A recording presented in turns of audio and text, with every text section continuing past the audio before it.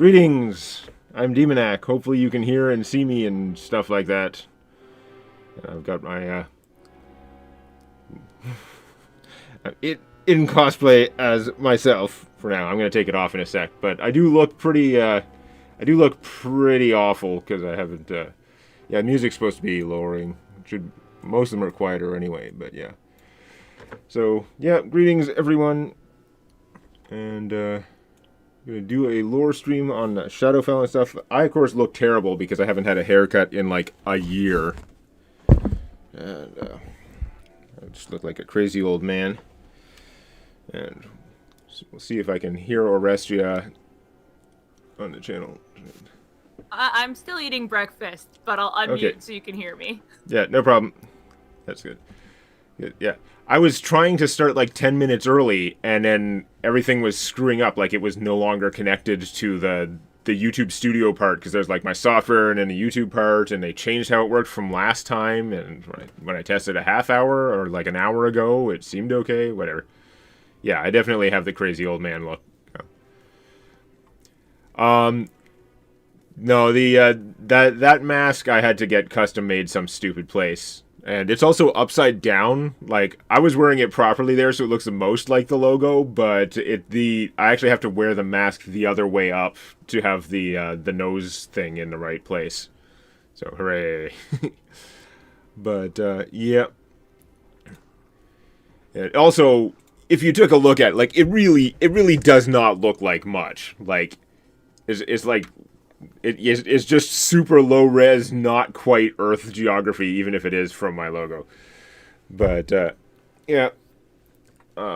So if you're wondering what you're looking at, you're probably not on the Patreon, because this is, or else you're on the Patreon but don't have the tabletop simulator to try out the board game that I designed, which is, I thought I'd put up here because it's pretty Shadowfel based.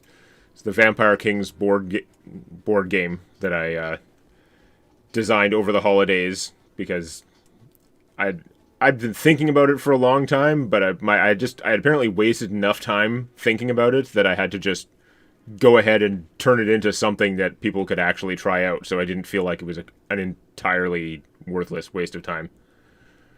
But yeah, as you can see, it's an early version, sort of, so it's like an ugly, vague map of the Shadowfel with a bunch of regions that are divided more for gameplay reasons than for anything else, but, yep. So, yeah, things to talk about. There's a lot of stuff I have to figure out where to start, but, yes, Warsor,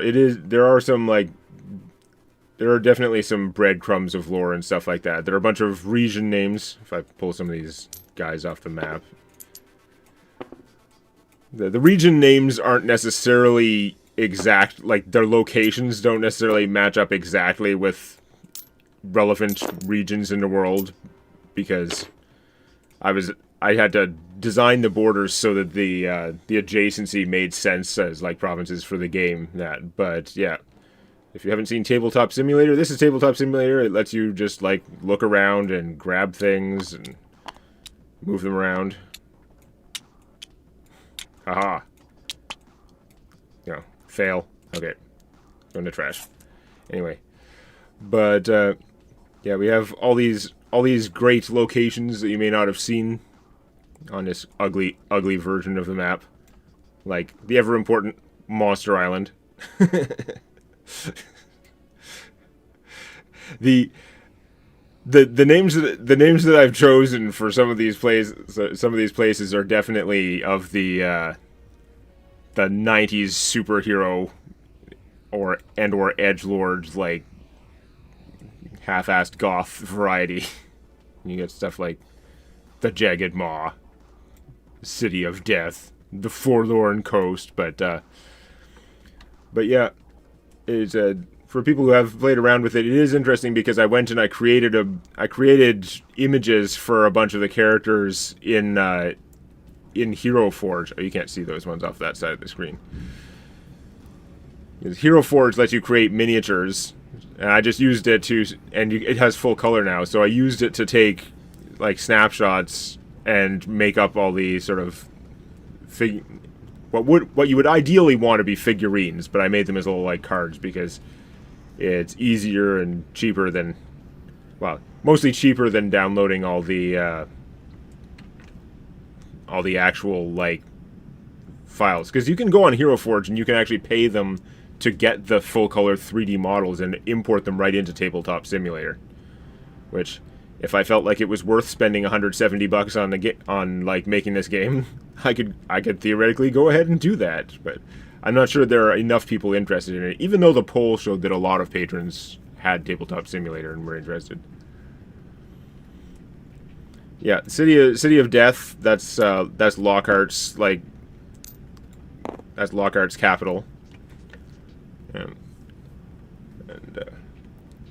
I think if I'm going to go through these, I think it probably makes more sense to go through it from the section I'm adding to the next version of the rules document, which has a bunch of the which has a little tiny bit of lore for all the characters. I could even whip out where did I put that? Yeah, I could even whip out the actual like whatchamacallit? Hero Forge. Wow, brain failure. Whip out the actual Hero Forge guys too. It is pretty cool, the stuff you can do in Hero Forge. Some characters you can do a really good version of them, others not so much. This is one of Lockhart's lieutenants, Carve. He is he's an orc you don't want to mess with. But yeah, so just because I don't have a good structure planned out for the thing, I might just start going through some of the Vampire Kings and Lieutenants. So obviously the game has all 5 Vampire Kings. The Lieutenants are like a sampling, because each of them have more. No, it's Carve, K-A-R-V. Carve. Yeah, each Vampire King does have more lieutenants than these. These are some combination of the more iconic ones and or the ones that I had an idea what their rules should be in the game.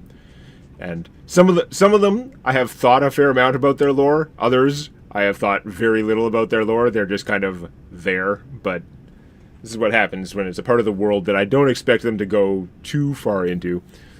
Of course, the top group is Swain and his guys, and we know enough about him. Probably not worth wasting a whole lot of time on Swain, Mortival, Kaiser, Victor, and Todd. Mr. de Desolucios. Yeah, this game right now, patron. If you have Tabletop Simulator is a game. It's not really a game. It's more of like a platform, but it's a game that you can buy on Steam, and you can go. Basically, it lets you run all kinds of different games that you can load. Either people make sort of fan versions of a lot of them. They have DLC games for some things that are like official ones where you can pay them for, but a lot of people just go and make unofficial versions of board games, especially board games that don't have a good digital version. Like, there's no digital version of Suburbia. But if you wanted to play Suburbia, which is a great board game, it's a lot of fun. You're all trying to score points. You have placement of things, and the positioning matters in your own little territory, but you're not really interfering with the other players too much, except that you're competing to buy things. So, really great game. I love it. Doesn't have a digital version at all, I don't think, let alone a good one. But someone somewhere will have made a version of Suburbia that you could load into Tabletop Simulator and play. So yeah, I don't have any commercial connection with Tabletop Simulator or anything. They're not a sponsor. But it was a convenient platform that allowed me to make this stupid game. So I liked it for that. We played something else on here, and it was like, okay, well, I guess I have a way to make it. But yes, if you have Tabletop Simulator, or if you just buy Tabletop Simulator and you're a patron, you can go and download basically my save file from here, and you just plop it into one place, and then you can the right file folder, and then you can open up the save, and it's all set up for the game to start. When you want to play again, you just reload the save basically. I can refer to you as Joe because that's shorter than your name. Fair enough. or because you just don't like me brutally mispronouncing your, like, non-English name. I try to pronounce things from other languages, but when I don't know the language, I'm not really that good at it in the first place. Yeah, I can only do so much. But yeah, so it is a full playable game. It has been playtested a little bit. I played it with my friends once, then I made a bunch of changes and improvements for the version that you guys have got, and at least a couple people have gotten back to me and said, but they playtested it and brought back some stuff. Ultralight, I haven't gone over much yet. We're mostly just getting started. I was probably going to skip over most of Swain's guys because we've kind of been learning about them in the actual episodes. Harry, I don't think it's like... I wouldn't rate it really high likelihood of there ever being a physical board game of this because I have no idea what would go into productions. I don't know about, like, how much... I have no idea how much it would cost. I can't imagine there's that much interest. Remember, I'm a very small YouTuber. It's statistically improbable that I would make enough from Patreon to get by. Even though I do, because a lot of you guys are generous and super devoted for whatever reason. And I'm very thankful, but I don't think there'd be enough audience to do like a Kickstarter for his thing. Swain's house, it's pretty old. It's about as old as any of these places. But yeah. So we go on to Cornello. Cornello, we also know most of his guys. For the game, if there was a foreign spelling for the game, I wrote them in the way that I would write it phonetically for English speakers. So Voivoda is, it's spelt with a J, not a Y. But in the game I spelt it V-O-Y to make people more likely to pronounce it the way it's supposed to be pronounced. So of these, the first lieutenant we run into that we haven't actually run into in the series. Yeah, exactly, a restaurant. There's so much that would go into a Kickstarter and all that, and we would have to get a whole ton of people who don't know about TD. Like, it's just not famous enough. It's not going to happen. So, yeah. Rather work on the episode, hopefully get episode done in a couple weeks. I don't know if it's going to be a couple weeks, but I'll try. But, yeah, so Wendigo is the first lieutenant we run into that hasn't come up in TDDC. And she is, well, I mean, a lot of people probably know what a Wendigo is. There are, like, 17 different spellings and pronunciations. It's a Native American sort of legendary creature. It's basically when, traditionally in legends, it's a person who is overcome by sort of hunger and selfishness or greed sort of thing, and becomes cannibal, basically, out of desperation to survive. This version of Wendigo is a very dangerous thing to encounter if you were traveling through the White, which is what they call the sort of Arctic area of the Shadowfel, which mostly Cornello controls. Wendigo is pretty beastly, undeadish, hollow, carrying a bleeding heart. That's always nice in this depiction. But yeah, and yeah, I honestly don't have a ton to say about her. It's just one of those things. It's like you get all these little teases of things in the game. There isn't all that much about the yeah. Isn't all that much about them, but yeah, I don't have a whole lot of lore about Wendigo except that I had created this thing. So is there? I don't know what race this Wendigo was originally. Because two of the arms are skeletal and two of them are not. It is probably from a human or possibly a giant. The M Bison is just because that's like all my Hero Forge stuff, and I had played around with it on there just to see what I could make. Ignore the random non-Vampire King related ones. But anyway. But yeah. Then we get down to Lockhart, which is where we start getting more interesting because you guys don't know anything about Lockhart particularly. And yeah, Lockhart, the East King, he operates a little bit differently because we're used to Swain and Cornello, and they pretty much grow the people that they need to feed on as like cattle, effectively. A little bit different methods, but they have basically pens or warehouses full of people who are breeding and eventually get eaten, don't have a society and stuff like that. Lockhart operates much more like a king of kings, basically, because he has the much larger territories, right? He has a lot of this region here, most of the, which is actually like he has almost as much continent as the other 4 kings combined, basically, because he has different vassal nations, and he allows the nations to still exist. He doesn't like control them directly in the same sense, although their sovereignty is completely subordinate to him. He can literally, if Carve shows up on your doorstep and says Lockhart wants X, you're going to do X. If X involves sending a whole bunch of your people to be consumed, that's what's going to happen, because if you don't do it, then you will be viciously replaced, and the next king of your little nation will have the pleasure of serving. So yeah, there's blood tributes all the way, and the actual City of Death, in addition to being a functional city that has delegations from these different countries, it's also kind of built with a massive necropolis.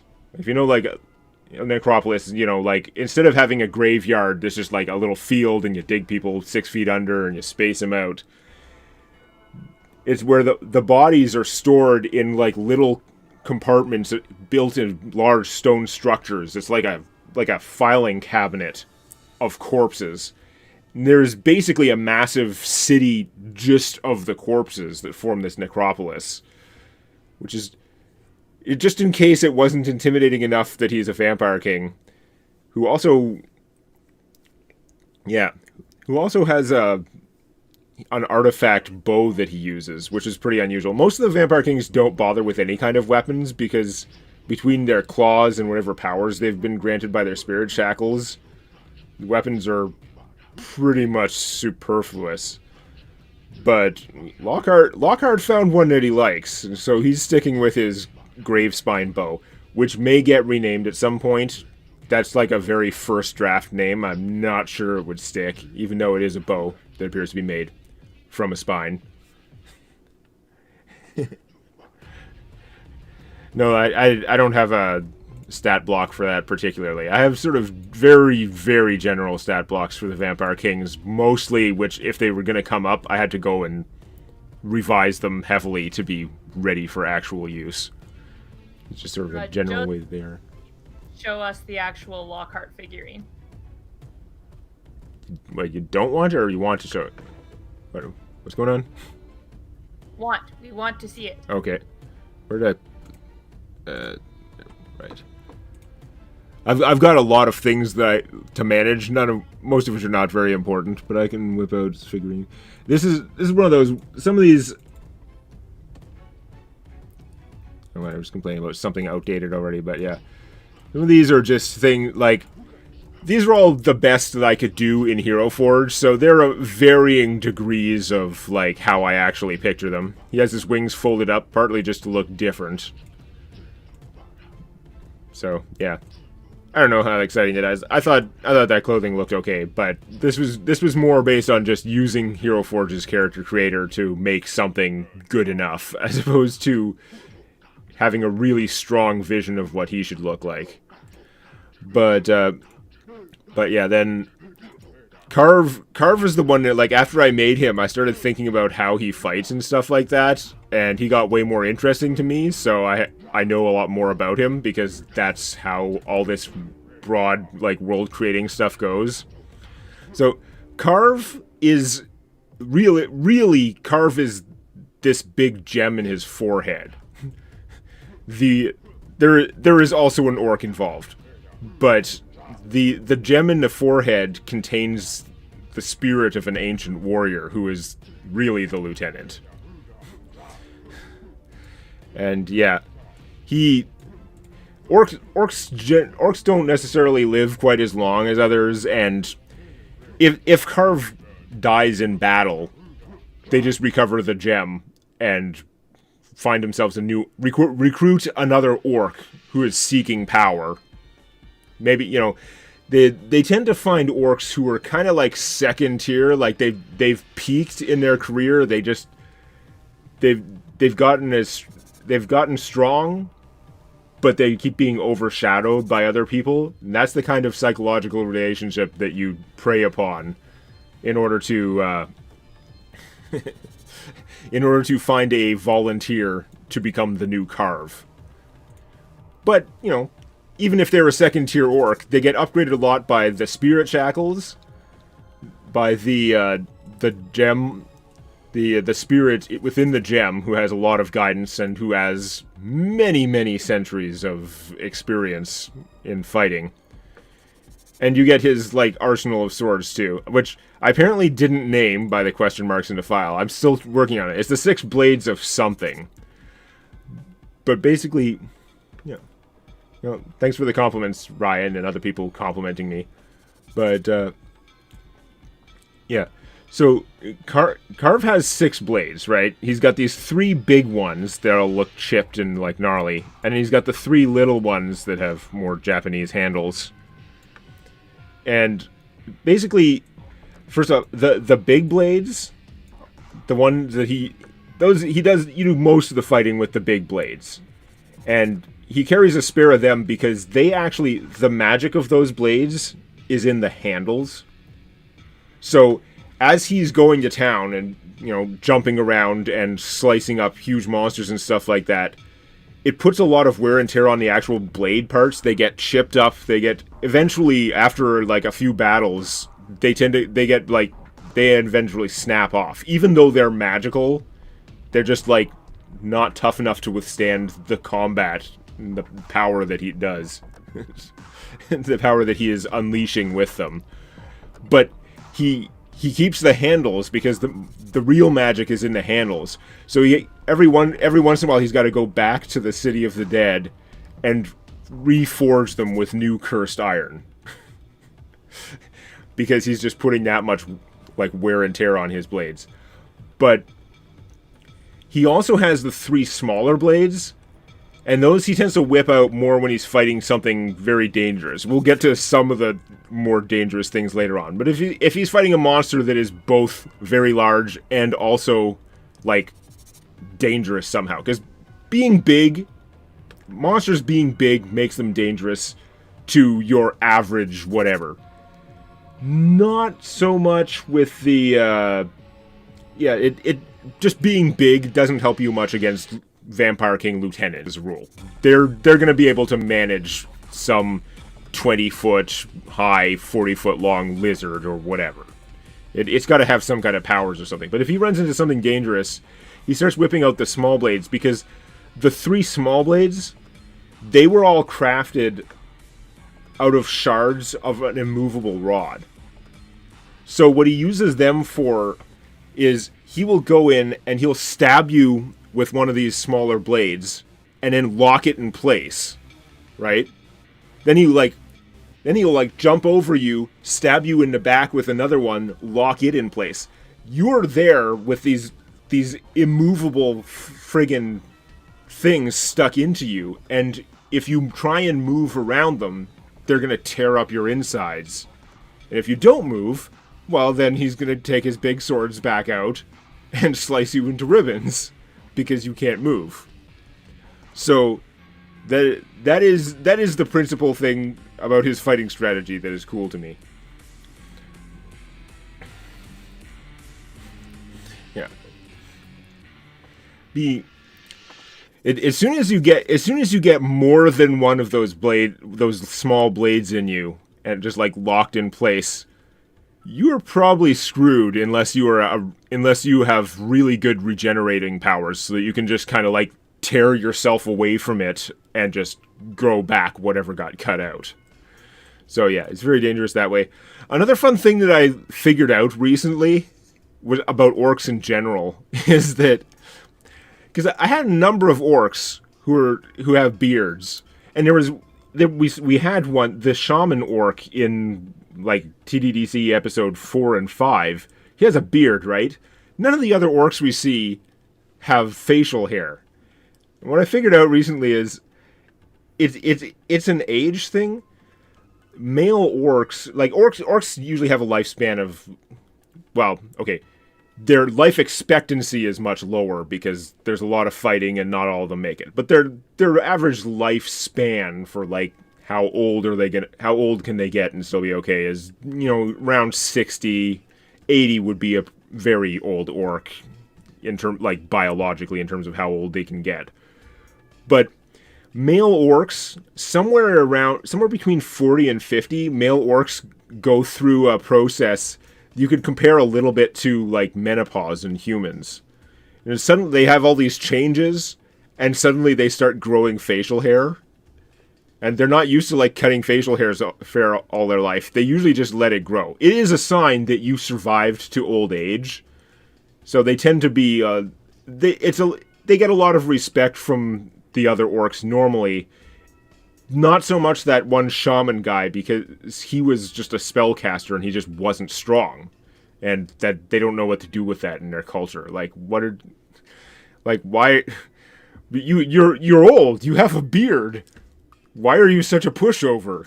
It's like, but yeah, I like that idea though. And he just looks so cool with the beard and with all his swords, his capes. I really liked how this one came out. I could see buying this model, honestly. But yeah. So that is Carve though. Carve is he's the physical enforcer, the main physical enforcer for Lockhart. Again, like I said, all these Vampire Kings have more lieutenants than we're showing here. We're just picking these ones, but Carve is the guy who shows up when something needs to change, and you don't have an option. And it's quite possible. I don't know if there's any.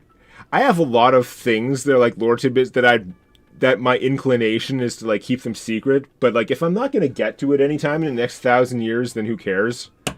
So it's quite possible that when an orc is recruited to become the next Carve, they may not get a full like.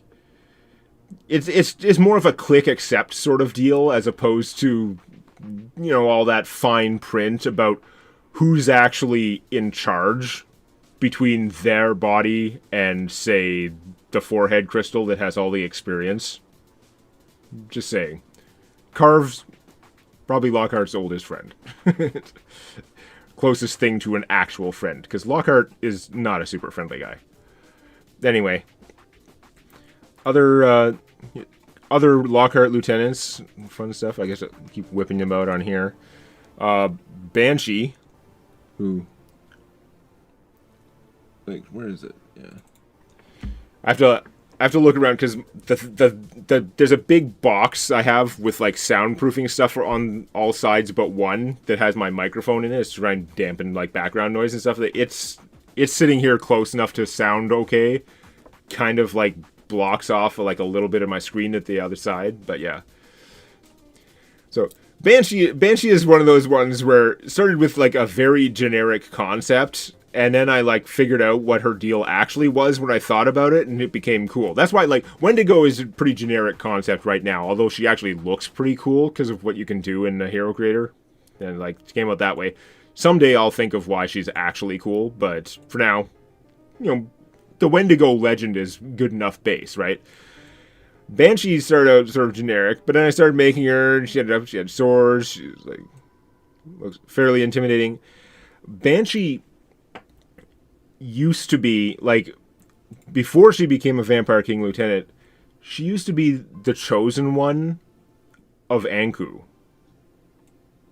So she was one of the shepherds.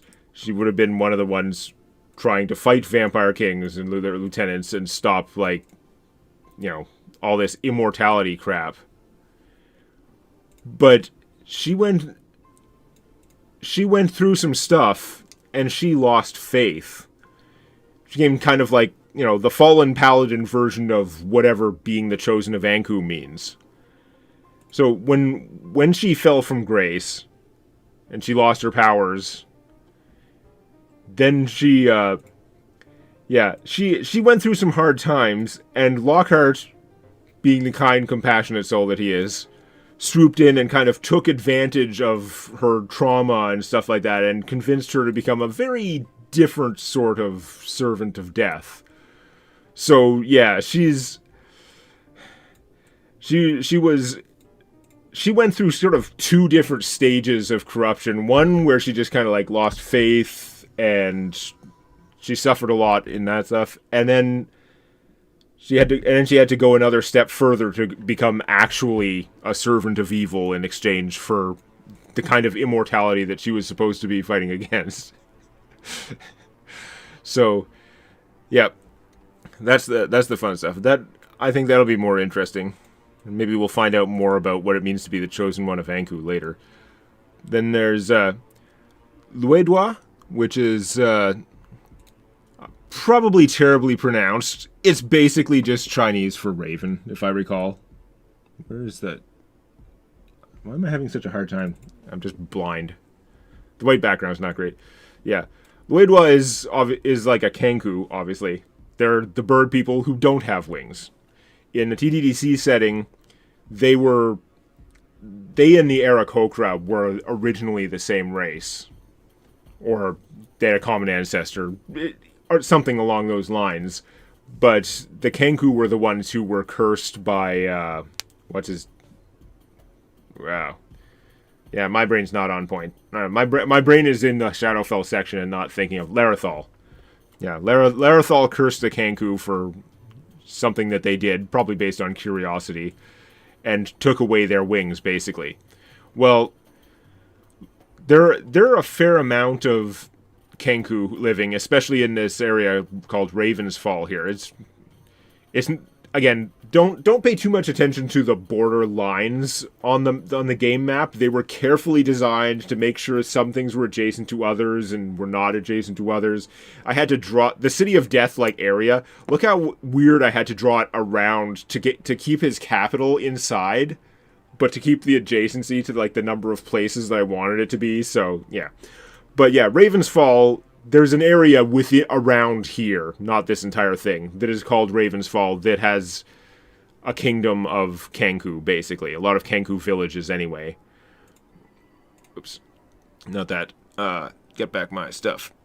And, yeah, so Luedwa comes from there. And, when convincing someone to become a lieutenant, to give up a lot of their freedom in exchange for power and usually immortality to serve a vampire king. Hey, could you move your face to the other side of the screen? Because you're covering up some of the info in the text document and some of the game details. Okay, probably not that important, but or at least I didn't think it was that important. But if people are complaining, fine. So yeah, so usually you're looking, when you're trying to convince someone to join you and to take on the Spirit Shackles and become one of your lieutenants, usually you're looking for a hook. And a hook that seems to have worked pretty well with some Kenku over time was definitely, you can fly. The wings may not look exactly how they might envision it. And the Shadowfell is like a crappy place to fly because it's not that tall. But there's something psychological that's innate to kind of like all Kenku to some degree. They got a lot of curiosity. A lot of them just feel deeply wrong with the, having to do with this curse and what has been taken from them. but there's this like there's kind of this urge to fly that's just deep down within them, and even though you can't fly very high, Luedwa can fly very fast. And it's still pretty useful to be able to cruise over all the flesh bogs and the other crappy terrain and everything that sucks in the Shadowfell. So, yeah, not the worst deal. That's definitely the hook there, though. And again, like, this is what with the phonetic characters over here. This is supposed to be it's like Luedwa in Chinese. I'm probably saying that wrong because tone is so important in Chinese. But I'd anglicized it as Lwedwa, and I think that's about as close as I could trick someone who hasn't heard me say it into saying it for an English speaker, so worth a try. Then we have, moving on, we have Hastings, the South King. Okay, things are definitely getting weird here. Heroes. Hastings is there. Yeah. So, as mentioned in the document, while most of the kings were once human, Hastings is a member of an ancient race. Unspecified an ancient race. Whose thinking and ambitions are much harder to discern, though it's clear that he seeks power among the Magitech ruins left behind by the long-extinct Atarans. Because his territories around here, and he controls the cauldron, and some of you have heard definitely that the cauldron is a thing that Alyssa and Hastings are fighting over all the time, but Hastings has controlled it for a long ass time. There is a lot of power, a lot of like very powerful spirit shackles in the cauldron. The cauldron, which is coincidentally like it is the Iron Sea in the you're not gonna be able to see it on there, but on the main continent of the normal world, like the Fadelands. That's the Iron Sea. That's the Dwarven area. So it is a roundish area surrounded by mountains. There in the Shadowfell. There are a lot of powerful spirits there. Some powerful spirit shackles that Alyssa really wants, and that she's had a hard time getting for various reasons, which we'll get to in a second. But where's my? But yeah, Hastings. Not one of these things is not like the others, and that's probably Hastings, who also his wings came out different as a vampire. That's fun. My model for Cornello doesn't have wings just because he's already super huge, and I was thinking like theoretically if I was gonna download buy the files and download them into the game as miniatures, or super hypothetically if there was going to ever be a physically printed version of the game. Cornello is already like the maximum size that Hero Forge does, so I thought without having the wings it'd probably be a little bit more reasonable. But yeah, he is he's got his face covered there. He's very suspicious. But yeah, he definitely has different ideas of what are required. But his area has, when I went to the map, his area here, the Rustfeld, the Vaults, and the Jagged Maw, some of the Jagged Maw is stuff that Alyssa controls too, that, again, these are not, like, proper borders that matter. I'm going to say that probably 12 more times for no reason. But this whole area around here is where most of the action was in the Dead Wars. Again, like, the Atarans were pretty much right here. Well, their territory was a little bigger. Like, they had all the way down to Monster Island. The Adar had the Jagged Maw here and a little bit farther out into the ocean, which was there back then. So this is really where the Dead Wars happens. And that means there are a lot of Dead Wars artifacts to scrounge there.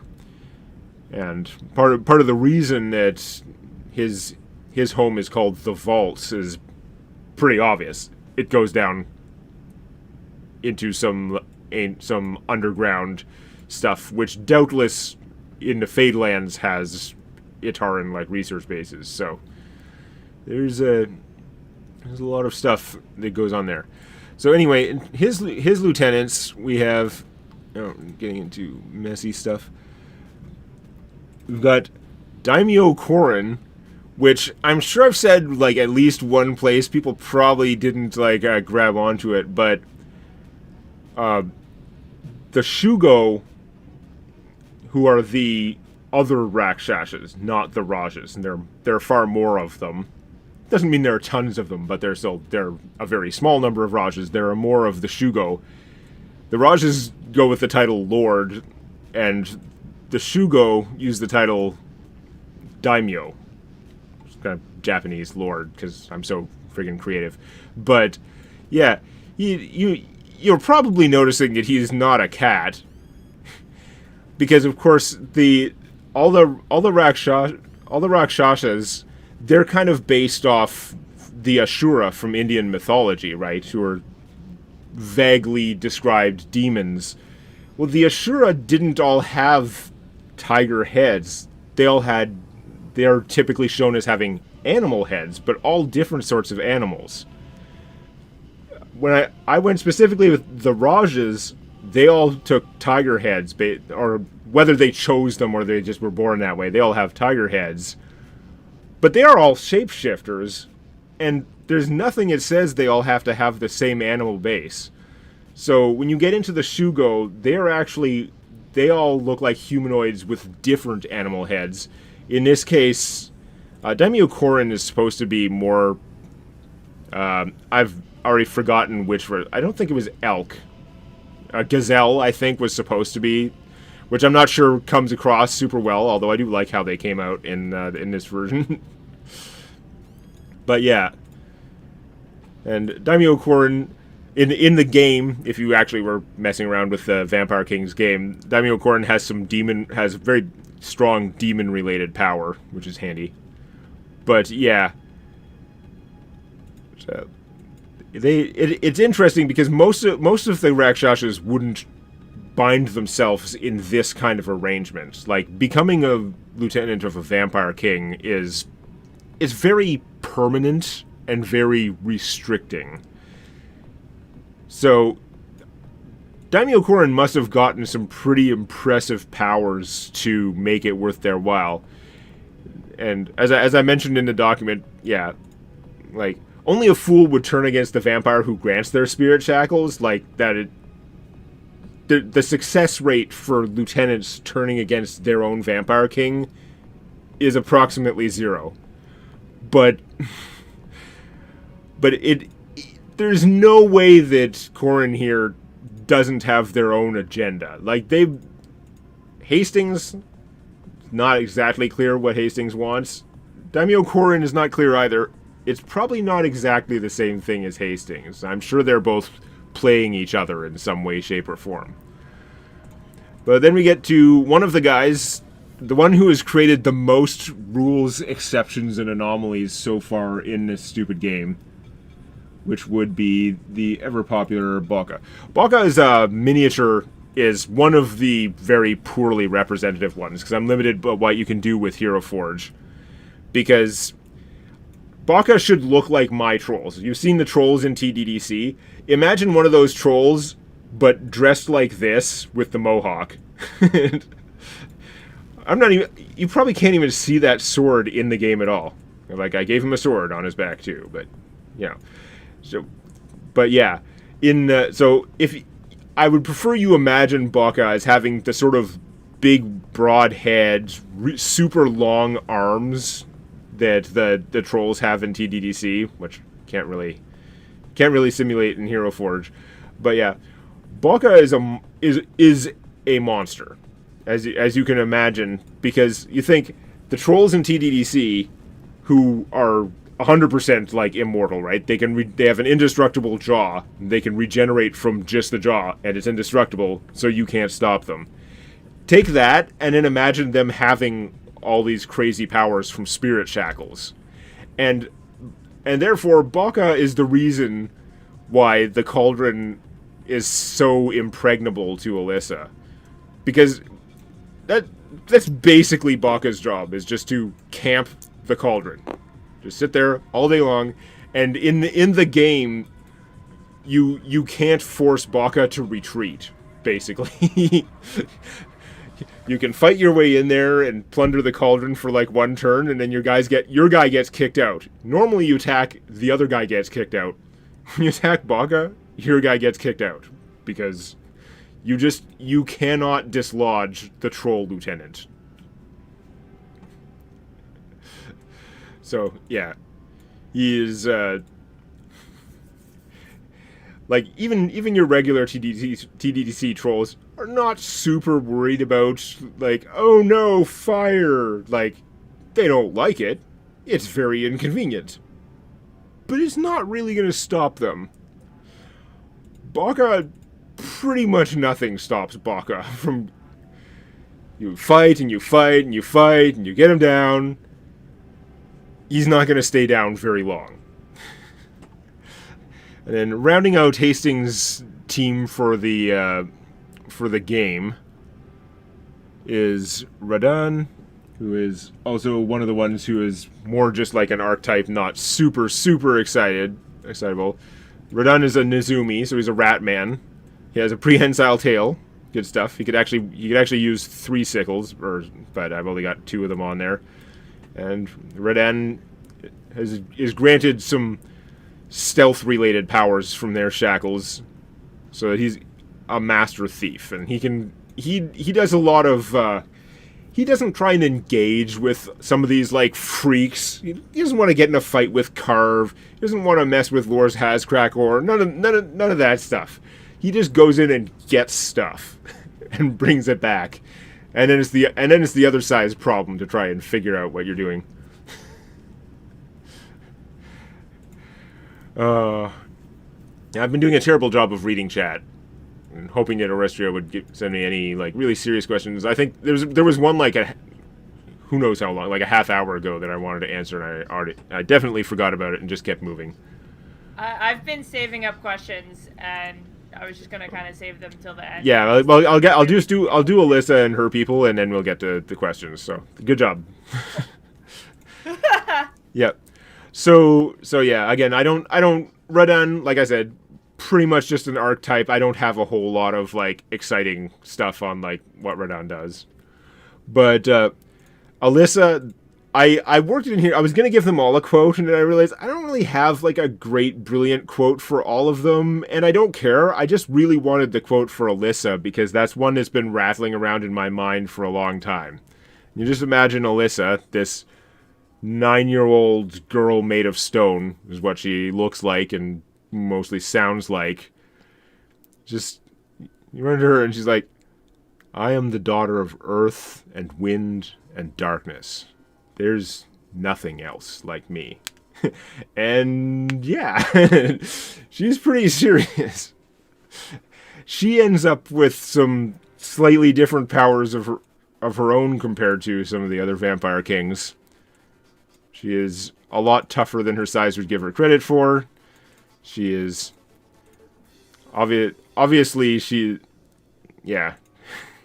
Well, I'm sure we'll find out more about Alyssa at some later date too. But yeah, she is. She must be something pretty special that she was able to start from nothing, take a bunch of Swain's territory, and then sort of grab a bunch of the disputed lands that other kings were fighting over as well, the places where no one was necessarily all that fortified, because there were places that went back and forth over the centuries, and she managed to carve herself out a pretty good kingdom there. Now, part of that is the first lieutenant she recruited, which is, what is it? Yeah, this smarmy boy is Lord Hazcrackor. Now, Lord Hazcrackor, a little limited by the Hero Force thing. I like what it came out with, but Lord Hazcrackor is a dragon. They look this way because they feel like looking this way. You have a silver dragon who's decided to like sort of keep that motif with their more humanoid, more court-friendly form. But yeah, when you think of like a dragon was probably no slouch, and then they get a bunch of powers from spirit shackles and stuff like that. This is arguably that, like, there are a whole bunch of the lieutenants that are quite dangerous and scary, and usually in different ways. But if you were going to pick one who's probably the most dangerous, it's probably Lord Hazkrakor. Despite the rather untraditional appearance. They do like sort of masquerading as the well, okay, Lord Hazkrakor as their dragon form is male, but they're a shapeshifter. They can choose to look however they want, and they're gonna be however they want. They do sort of serve as the platonic lord. What was I saying? The sort of platonic Prince Charming of Alyssa's court. Like, Alyssa's not interested in sex and stuff like that, but she does like that certain amount of strong male attention and Lord Hazkrakor loves playing it up. It's like a game to both of them, and it's probably it's probably extremely unnerving for anyone else that is in there and having to deal with them. But yeah, there's something fun for both of them as playing like the little girl who is the queen. This very large, and as a shapeshifter could potentially be much larger and more powerful at any moment. Being who is always like extremely polite and bowing to her and, you know, making cute little comments and stuff like that. They enjoy their role playing, and especially like the effect that it has on anyone else who has the misfortune of showing up in her court. Yeah, despite what she looks like, she is definitely a very old, cunning, and very serious opponent who you don't want to get into stuff with. Whoops, undo. I have this problem that I like to scroll up and down documents and just when I'm like talking or thinking or whatever, and I'm like, looks like I'm messing stuff up all over the place. So that's great. I'll have to figure out what happened to this font here later. But, yeah. So, we have Hitodama here, who is just like a ghost with orbs, basically. Hitodama does, I think, win the prize as the most emo / edgelord of all these lieutenants, which may be saying something given all the like 90s anti-hero sort of names and like cheap goth imagery of the map and stuff like that. But yeah, Hitodama is a ghost who was sort of trapped in unlife by his extremely tragic life. And so Alyssa sort of convinced him to join. He may have joined a little bit less consensually than most lieutenants because he was just a ghost, which ghosts are pretty dangerous to your ordinary like human or something. But as far as powers of the Shadowfel, ghosts are pretty low on the rungs. Like, there are a lot of things you can do to a ghost or use a ghost for. They don't necessarily have that much control if you're not in the category that gets, you know, level drained by looking at them or whatever, or just feared. But her method of convincing him to join is basically who is just like, his existence is based on these negative emotions that he's suffering all the time. He is like depression incarnate, in a sense. But she gave him these like power to take his negative emotions and concentrate them into these orbs, and that only does so much for him. But when he takes the orbs and he just like he can toss them and basically just like zap you with one of his orbs. And as long as you're affected by the negative emotion of the orb, it actually puts him more, like, at peace with that aspect of himself. So, he loves to be sent out to do his thing to people, because he actually... that is, like, the only time when he feels relief from the suffering. And the thing is, Alyssa could probably relieve his suffering more, but except to do so would probably discorporate him. Like, it's his suffering that made him a ghost. That's what's binding him to the world. So you can't fix him without losing him. That's just how it works, unfortunately, for him. But yeah, so he both has a terrible existence, but he's also terrible to run into. And then lastly here we have Scotty, who is I still haven't decided on exactly what the best way to pronounce that is, or what to emphasize it, but it mostly comes out as Scotty or Scotty. I don't know. She's one of the dwarf giants from the plane. Like, we saw the dwarf giants in the Lich's vision when the Lich had a whole tribe of them assaulting that fortress. And yeah, she's a dwarf giant, and despite her large size, she's actually an expert strategist. She manages all Alyssa's, like, regular forces, I should say. She's kind of the strategist in charge of helping defend Alyssa's territory and trying to get, like, yeah, and trying to expand into other places, although the borders have become a lot more fixed after an initial period of turmoil when she took over. But yeah, again, Scotty, I don't have a whole ton for her, but she's giant, so she's like 15 feet tall. She's heavily armored, and she's got these like bladed shields to fight with on both sides, which I think is pretty cool. She's fairly annoying in the game too, because there are some control tokens, and she can do something to them that other people can't. But anyway, so that's the rundown of, you know, a reasonable sampling of lieutenants from all these various Vampire Kings and stuff like that. But let's probably get to the questions that Orestria has been gathering from you guys, because you guys have been asking tons of them, and I've been not doing a great job of reading. Yeah. Hello. Hi. Kyle Donahue asked, I wonder what the ocean life is like in the Shadowfell. Is it like that one SpongeBob episode where you are in advanced darkness? Well, I haven't watched a lot of SpongeBob, but you can imagine, like, the ocean life in the normal world. When you get down to, like, the depths, it's already pretty rough. But yeah, these are even darker oceans. Why? I don't know. They're just somewhat darker, but there are a lot of, like, there's a lot less.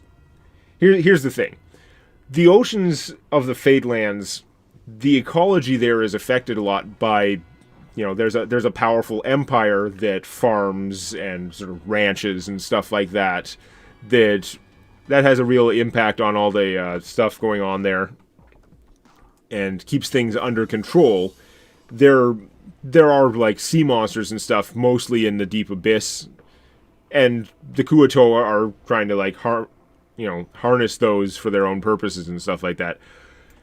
There's nothing really controlling the terrible monsters that have grown up in the seas around here. There's just a lot less normal ecology going on. There are a lot more big monsters, and yeah, part of the Shadowfell is just there's a lot more tendency for things to be sneaky and, like, hidden, or parasites. It just, the energy that created this plane just kind of has that in it. So there are a lot of things in the sea that are going to latch on to a larger thing and drain it. And there are a lot of things that are just big, terrible monsters that lurk in the darkness and have extra powerful senses, and yeah, it's no good. You don't want to be there. Well, I'm gonna go and do a section on the layers of the Shadowfell, and we'll get a little bit more. You'll get more info on the oceans there. I think you may be happier with that. But, what's the next question? You're hearing Orestria when she talks, right? You guys tried to set that up yesterday. Anyway, go ahead. Well, we're gonna have to wait a sec to see if chat can hear me, I guess. You mentioned that erosion works differently within the Shadowfell. Is there any particular reason for this? Does it affect the flow of rivers?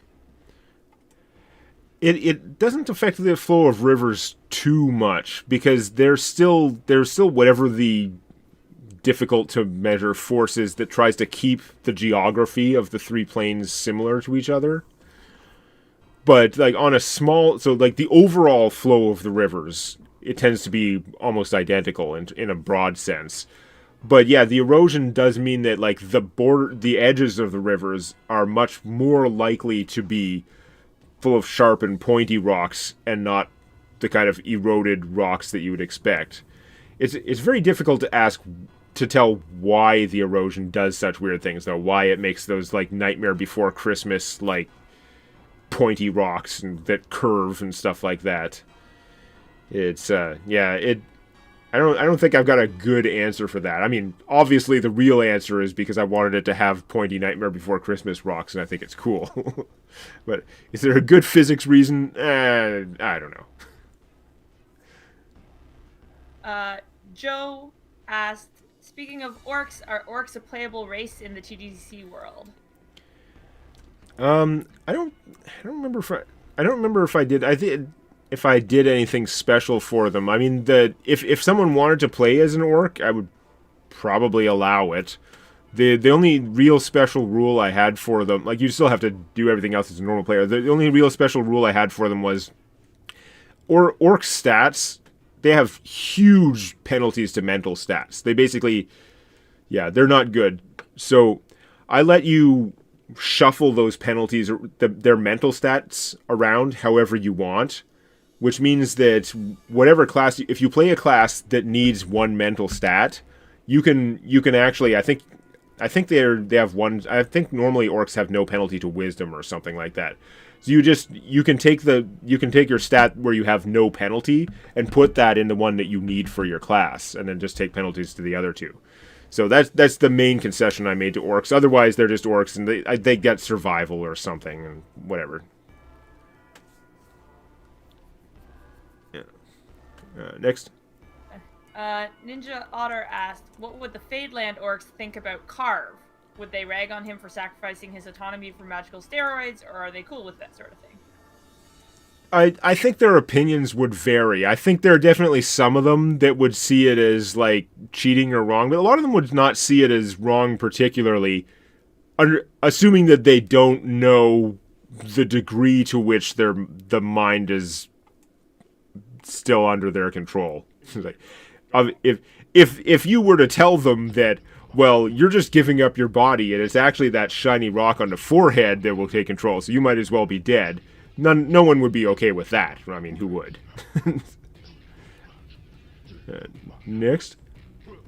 Harry Todd asks if Anku, the spirit itself, operates in the Shadowfell, like not just its clerics, but yeah, Anku no. itself. Anku physically rides around this continent, which is weird. Like mostly the stuff like. And Anku isn't necessarily a huge force in this. It's just like there's a roving dead zone where undead stay away from it, or the dumb undead just like die. That sort of moves around the plane, but it's being a demigod sort of limits. Like there's a lot of power, but there are also limits to how Anku can behave, where he goes, and how fast he can move around. He's like a slow-moving cart that like roves around. So, as much as if there's something important that's going to happen in a place at a certain time, Anku can show up there and mess it up. But usually, most of the activities of Vampire Kings, they just go around, just stay away from this stupid demigod and like come back and do it later. And Anku can't be everywhere at once by any stretch. So. There's still, even then, Anku, I think, interacts less like I don't want to give you the wrong idea. Anku doesn't interact all that much because as a demigod he can interact more than the true gods do without it causing problems, but they really Don't get there that much. Fake name who just got here, and anyone else who showed up. This is a real virtual game that I gave out for patrons. If you have Tabletop Simulator, you do need to get Tabletop Simulator, which I don't control. There was a sale a while back for $10. It'll probably go on sale again at some point. $10 on Steam. Otherwise, normally it's like $20 US ish. And you can use it to play other games too if your friends have it and you download things. But yeah, I made this as a virtual board game in here just because it's a platform where I was able to make a board game and make all the tokens and make these bags that like give out infinite tokens. You got like mini map thing. You can look at where the resources are and stuff like that. So it is a game that exists, but only in virtual form, and it requires Tabletop Simulator. So yeah, I'll shut up. Follow-up question. Why haven't the Vampire Kings tried to bind Anku? Or have they? Anku, they don't want to mess with Anku. Anku might... It's not exactly accurate, but Anku might as well be a roaming, like, anti-magic field. Except instead of anti-magic, it's like whatever the Vampire Kings want to do. Like, Anku is beyond them. It's just something they work around, basically.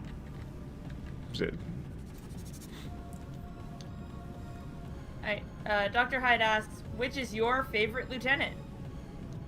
Once I started imagining like a fight scene between Carve and someone else, Carve kind of took over because for some reason Carve's like model came out just super amazing in Hero Forge. Like of all the things, some of them like I could make their concept pretty well in Hero Forge. Some of them is like, it's good enough. Carve was like, I was like, I'm gonna make the Orc Lieutenant. He's like, at that stage, he was just the Orc Lieutenant. And then I gave him his swords, and I think, like, oh my god, how would he use these swords? And it became a whole thing. So yeah, I got sort of enamored with Carve based on the, based partly on the model. Ultralight asks, which of the Vampire Kings is the most powerful, and which of them are the weakest? Well, I mean, it's tricky. I think the boring answer is that they must all, between themselves and their spirit shackles and lieutenants, they must all be fairly well balanced because the borders have stabilized. But, I mean, there are different ways you could look at it. Swain is the weakest in terms of his territory and stuff like that, and he probably would just flat out be the weakest, except we know he's made a deal with the stupid mind hunters. And that has put it to a point where he may be the strongest on the personal one-on-one level. But then again, his territory is still, like, dinky. Like, this is a very rich area of the continent in terms of usable spirits and shackles. It's not as bad as its size makes it look compared to, like, Lockhart's giant territory, which is actually... Lockhart's territory has a low density of spirit shackles, and you could argue that maybe it's because there's so much civilization there, and in the Fadelands you get a lot less spirits where there's civilization. But yeah, it's it's Swain's territory. Despite the richness over here, his territory is still so small that he would be the weakest if he hadn't made that bargain. But it's really hard to say who's the strongest, other than they kind of even out. I'm happy to say we now have discussion in the chat about whether we're assuming what other people's abs look like and the relative importance of abs. Yeah, I don't know. Demin asks, does the Shadowfel or Feywild have equivalents to the Ataran facilities? Well, the reason this place is called the Vaults is you know that certainly the tunnels that the Atarans created, there's almost certainly a match or very similar tunnels here. And that's one of the things. There are a lot of tunnels in the Shadowfel which don't match up with the Fadelands, but almost all the significant deep tunnels in the Fadelands, there's going to be some corresponding tunnel in the Shadowfel because, I don't know, the Shadowfel just likes tunnels or whatever.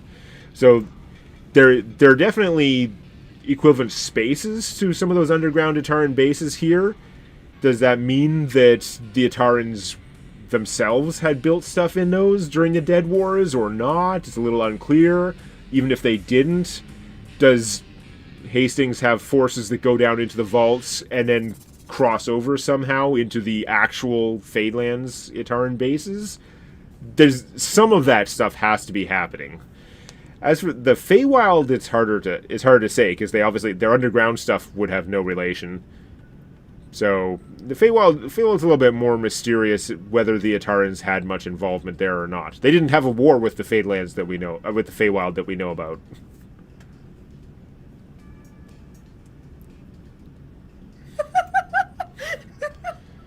Sorry, I'm okay.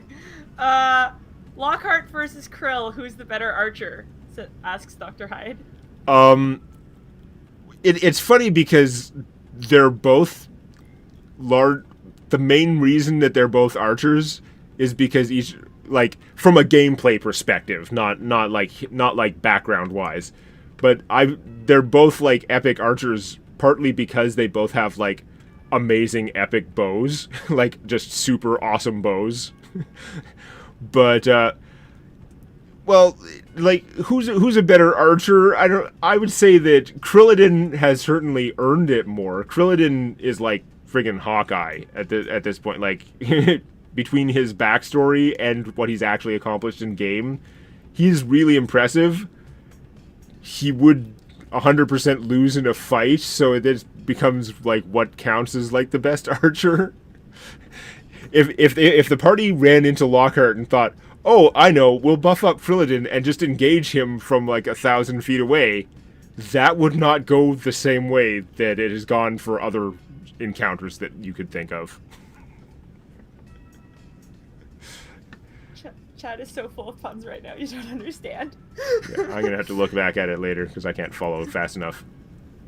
Tom D asked, what was the Shadowfell like before the Vampire Kings?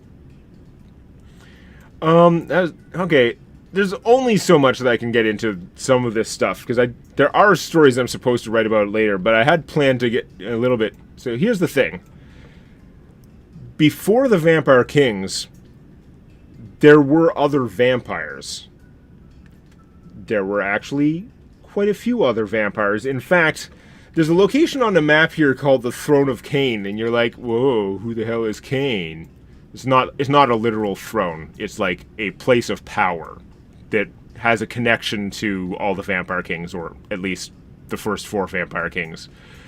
There was a figure called Cain that wandered the continent and started spreading vampirism basically like a plague.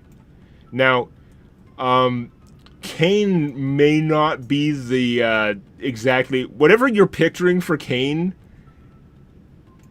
You're probably wrong, because Cain was a demigod whose divine parent was Blibal. So Cain was a demigod of like slaughter and blood that wandered the continent, infecting people with vampirism all over the place. So there was a period when there was a period before when the Shadowfell was already not great, but there were more people sort of living there. Then Cain came along, and it was a vampire plague running wild, and a lot of people would get torn to shreds by a vampire and would just die. But the people who were stronger, they had a tendency to become vampires and come about. And because I want to write some stuff about this later, I'm going to have to yada yada yada a bit, but yada yada yada, these 4 particular vampires, Cornello, Lockhart, where'd he go? I don't know where I put Swain. Whatever. You know what Swain looks like. and Hastings. Where did Swain go, damn it? Got basic lieutenants. Nobody cares. Oh, Alyssa wasn't there. There's Swain. Yeah. These 4 kings who I've arranged stupidly because they have cardinal directions, these 4 vampires got together, and for various reasons, they became much more powerful, teamed up, and they got rid of all the other vampires. And when I say got rid of, I'm talking genocide. They just okay, Lockhart, you're gonna take the east. Cornello, you're gonna take the north. Hastings, you're gonna take the south. Swain, you're gonna take the west.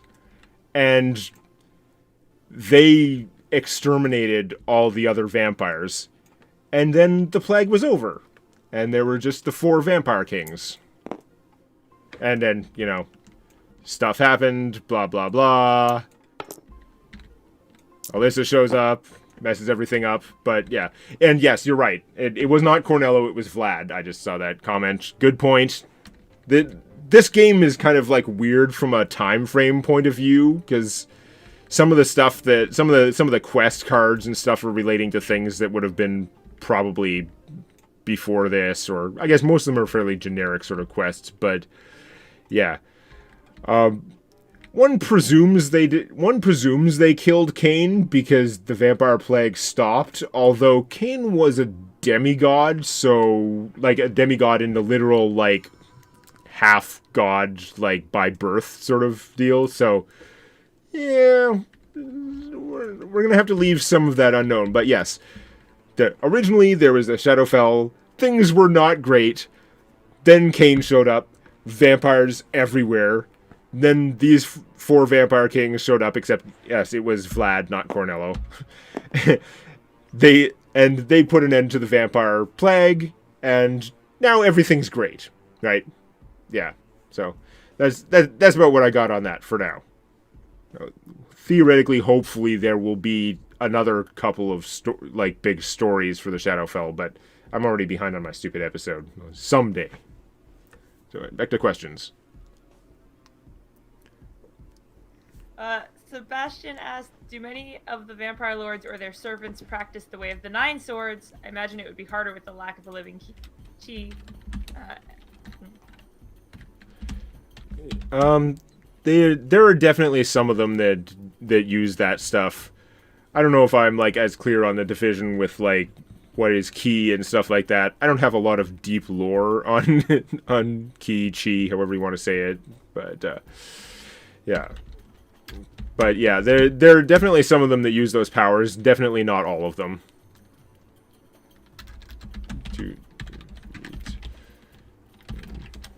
Anyway, Foxfire asks, what is the power level of the Vampire Kings compared to powers on the other planes? Compared to Deathfin Monitors, or the Elf, or the Elated Kings? What I always say is there are 3 categories of things that I had to go back. As the party got more powerful, there were 3 categories of things that I had to go and define as special, because it was important to the setting. It's dragons, not even necessarily all dragons, but dragon lords, the serious ones, Deathfin Monitors, and Vampire Kings. Those are the 3 categories of stuff in my setting that I went and I gave them a straight up hit point multiplier. They have multiple, at least twice, but in some cases possibly more than twice, the number of hit points that something of their challenge rating would normally have, and they're already high challenge rating deadly things. It's when you start comparing Vampire Kings to Deathfin Monitors and stuff like that, the problem you run into is the Vampire Kings are all different, and the Deathfins are all extremely different from one another. So which ones would do well against which ones, it varies. But overall, there are very few, if any, situations, not counting Unon and Du, where the Deathfin could actually kill a Vampire King. That's probably just not on the table.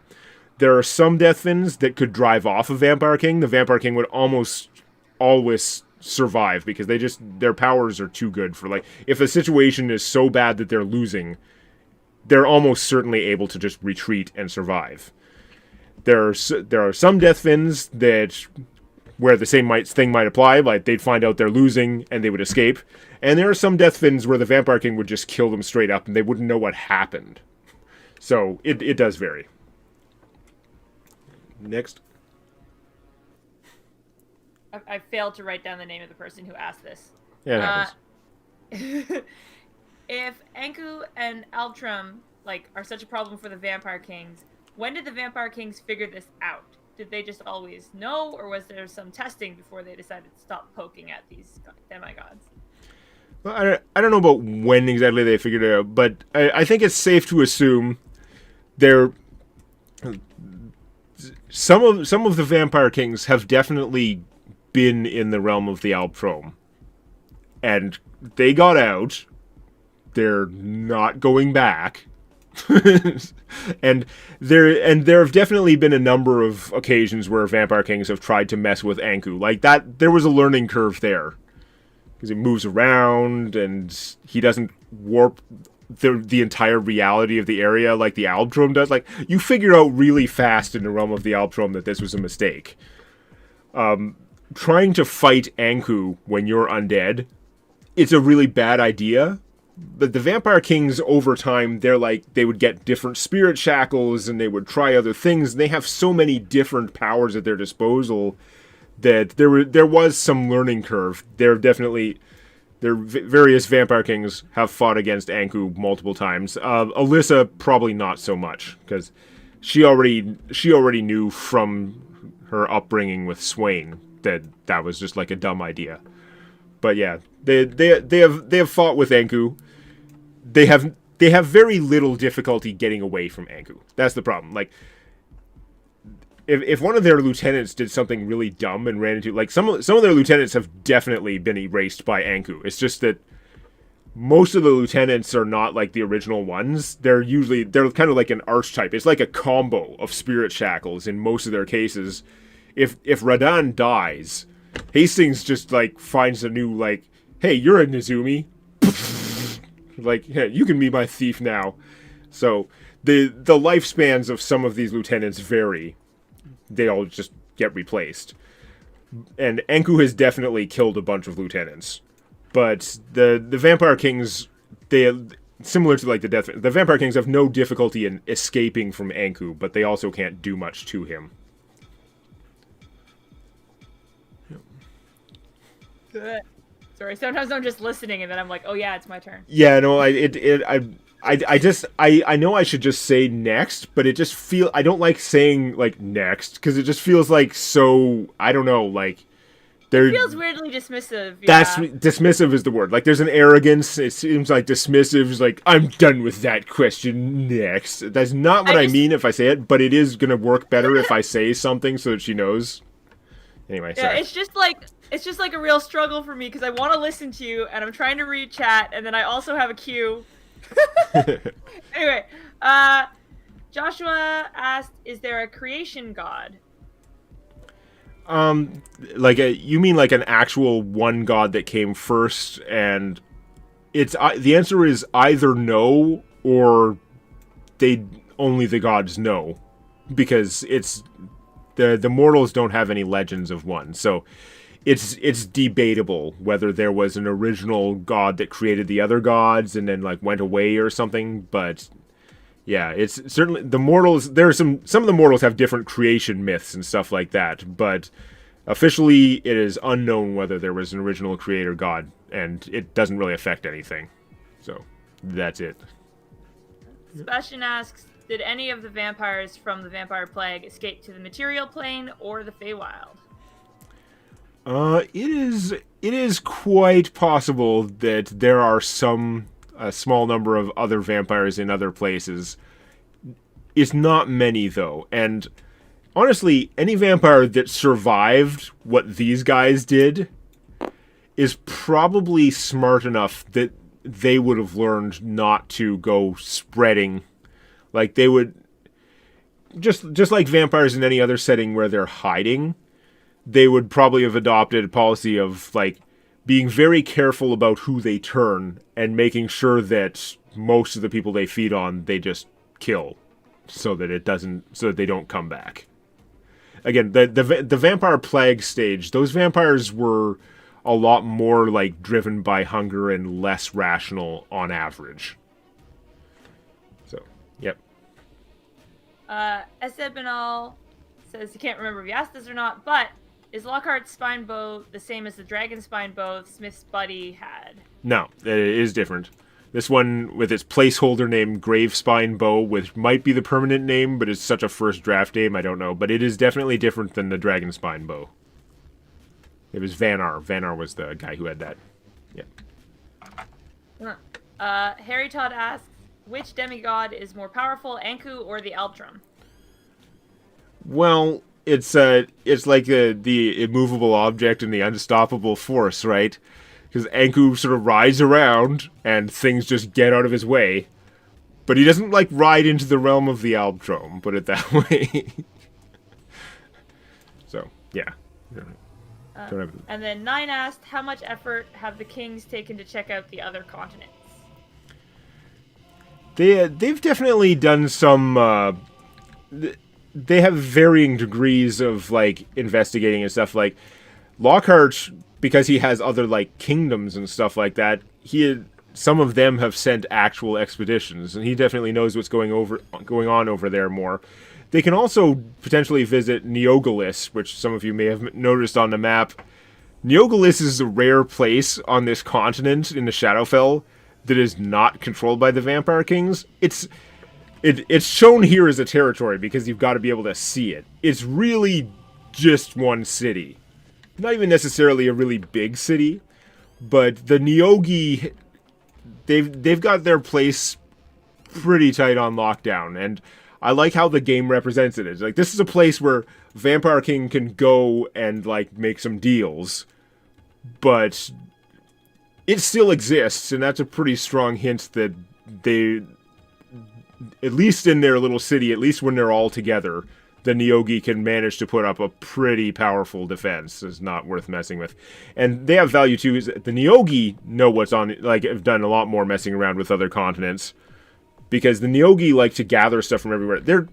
They're kind of like Ferengi plus Neogi is the way I see them. So they're very commercial, and like there aren't a huge number of them, but they act like rich Ferengi might, but with slave markets and mind control and stuff like that. So they have a very decadent society that they like to keep up, and they're like competing to have like the most exotic slaves.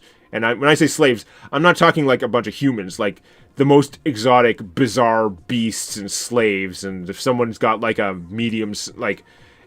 mid-sized dragon, that would be quite a coup to have like mind controlled under their power and stuff like that. But yeah, so there is knowledge of the other continents. Vampire Kings don't have much of a foothold on the other continents, though, that's for sure. Yep.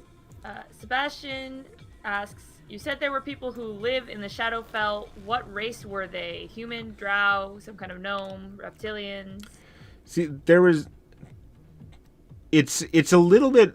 I'm still keeping it unclear. I'm not even 100% sure myself exactly, because there is a race that is very human-like that was in the Shadowfell before, like, the Smith had gotten those people. And it sure feels like the humans started out in the area where the Smith started out, around here in Verandi, sort of thing, in the Fadelands. But around that same time, there was a race in the Shadowfell. Whether they were actually human or they were a similar-looking, sort of different species, maybe like, you know, grayer sort of skin. I haven't 100% decided, honestly, whether they're the same quite or not. It's kind of... That's the best answer I got. But there were... especially around this part of the continent, there were a lot of very human-like people that had villages and stuff. But, yeah. Alright, Harry Todd asks, are there any other active demigods in the Shadowfell? Probably, but I'm not gonna...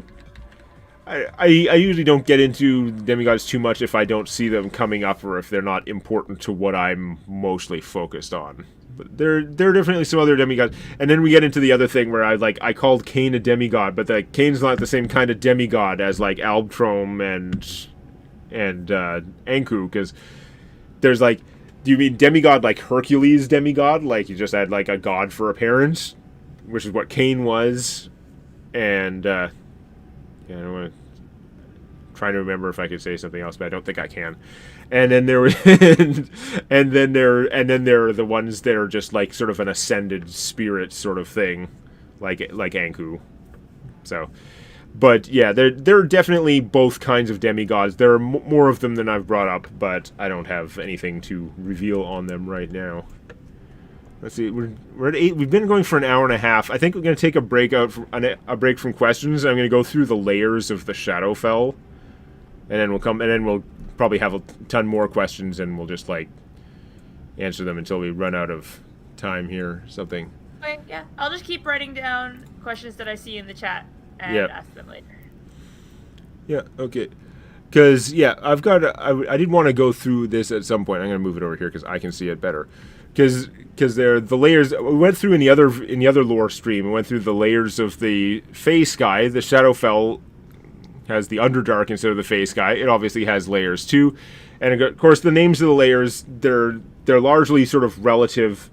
In the Fey Sky, the different strata, there's a little bit of an interface area between each strata. You know, it's not like a clear cut line necessarily. But in the Underdark, it's much more of a jagged, not clear at all line. Like, there's much more of a transition between some of these layers and the others. So the names are very approximate for most things. So the top layer you have is the shallows, which is, as indicated here, is from the surface down to about 1.5 kilometers. One good way to envision the Underdark is you have the world. If you flatten out the surface of the world, so you have these 3 continents. Those 3 continents are like sticking up with the oceans down between them, right? You get that. What was I? Here, just make a new... No, I don't want that interface. God damn it. All I want to do is just draw a thing. Very simple thing. You should get the idea, but like, if you flatten, you take that Shadowfel here, make a symbol, whatever. I don't care. And yeah, so you have your 3 continents, and they're just like things sticking up,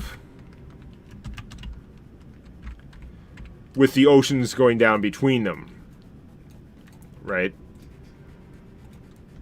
This is kind of a good way to think about the Shadowfel for doing layers. So the shallows, I guess the thing is the oceans go up to the top, right? So God damn it. So yeah, the shallows is part of the continental stuff there, but just going down like 1.5 kilometers. So there's still ocean between these 3 parts that are all the shallows. That's all I'm trying to say, and going to all that effort to draw it for no good reason. Notion. So yeah, that's what I mean by continental ground here. So down to about half or a third of the depth of the oceans. So this is the part of the Underdark that most closely resembles the maze of tunnels in the Fadelands. Because in the Fadelands, there are a reasonable number of sort of tunnels that go down and stuff like that. But there are a lot more tunnels in the Underdark. So if there is a tunnel in the Fadelands, that tunnel or a very similar tunnel in the same sort of location almost certainly exists in the Underdark. The reverse is not true because the Underdark just has a lot more tunnels there. That is mostly what I'm trying to say. And yeah, the upper levels of the shallows are are used by the surface races and occasionally forces of the Vampire Kings for mining or to hide from surface dangers or travel undetected and stuff like that. Again, for some strange reason, the Vampire Kings themselves don't venture down underground. But even the shallows are potentially pretty dangerous, and there are a lot of them are patrolled by the Drow. So then, okay, that's whatever. Next area, the crust, also called the speleogene, because apparently I was looking up geologic terms when I was doing this. From 1.5 kilometers down to 3 kilometers, it's basically down from the bottom of what you might call the shallows. And again, what is the shallows? It's sort of murky, like there's no clear difference there. But from the area they call the shallows down to about the level of the sea bottom, you have this crust area. This is like the prime living space, according to the Drow and some of the other races that are in there. There are variants of kobolds, there are troglodytes, there are probably some other civilizations that have been wiped out. Pretty much the entire Underdark has a lot of different kinds of myconids and stuff like that, some of which are organized, some of which are not. Some of which are like villages, some of which are totally just independent in ones or twos. There's a lot of variation of myconids, which is part of why they're sort of everywhere. But yeah, but the crust area is considered the prime living space partly because there are more resources down there, but it also has good access to fresh water, which is something that becomes increasingly scarce as you go down. It starts to become an issue. The majority of the tunnels of the crust and the shallows have been mapped at one time or another. Now, having a map of the entire continent, let alone all the continents, is so rare as to be considered a holy grail. It's like the control of the great map of the Republic is one of the key powers of the Drow President. Okay? There's the American president has the pardon power. Drow President has the entire great map of the Republic. The great map is also it is constantly being updated because stuff changes. New tunnels are getting dug, collapsing. There are geologic forces. There are all kinds of monsters and spirits and other weird things that happen. So this stuff we have the great map of the Republic. It is complete. It's good for. It's already going to start wavering in a few months.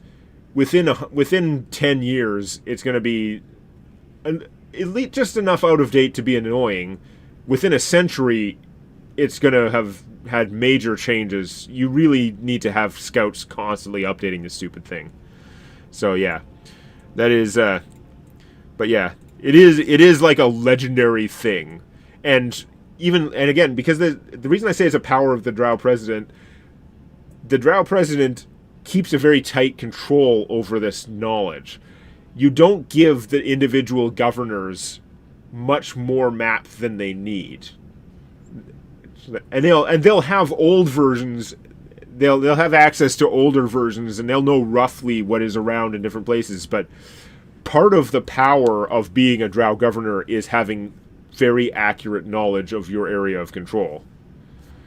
So, someone mentioning earthquakes. Earthquakes suck in the Underdark. It is very unpleasant, and it's also a pain for mapping. So you're down 3 kilometers. You're about the level of the sea bottom. Now what happens? And this is where things get interesting. So the undersea, aka the littoral area, it's another 1.5 kilometers. So about another mile down, basically. This area includes most of the sea bottom, and the area just under the sea bottom.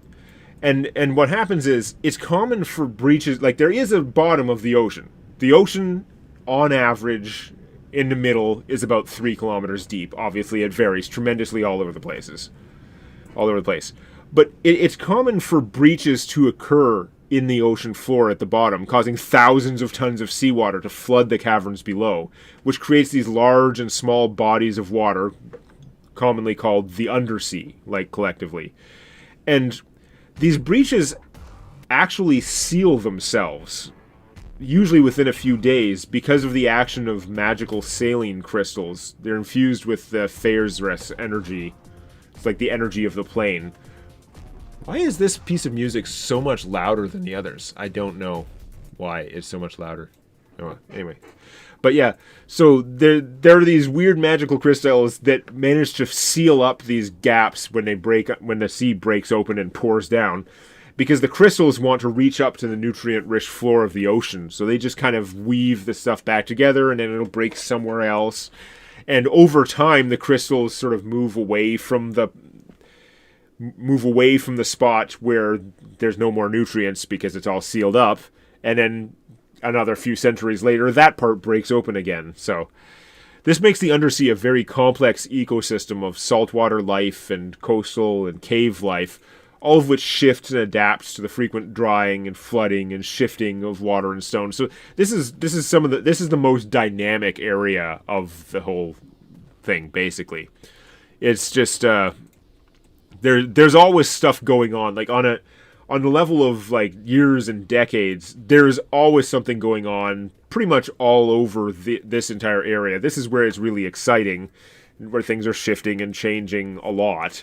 And there are a lot of creatures. There are a lot of aquatic creatures that get adapted to like the ever darkness in the little lakes and sub-ocean sort of parts in here.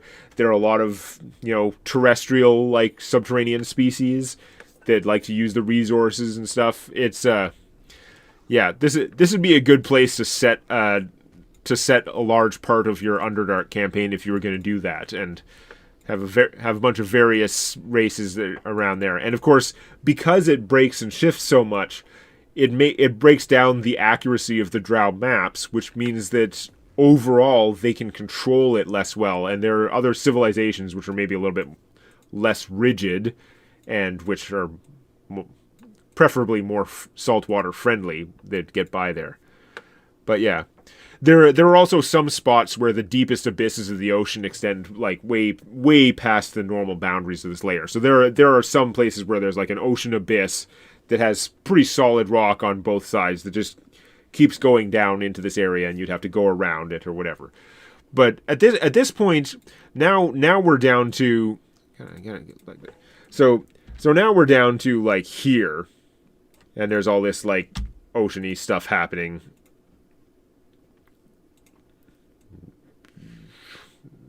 Fun stuff there. But then that's all good stuff. Then you get into the endless depths, also known as the labyrinth.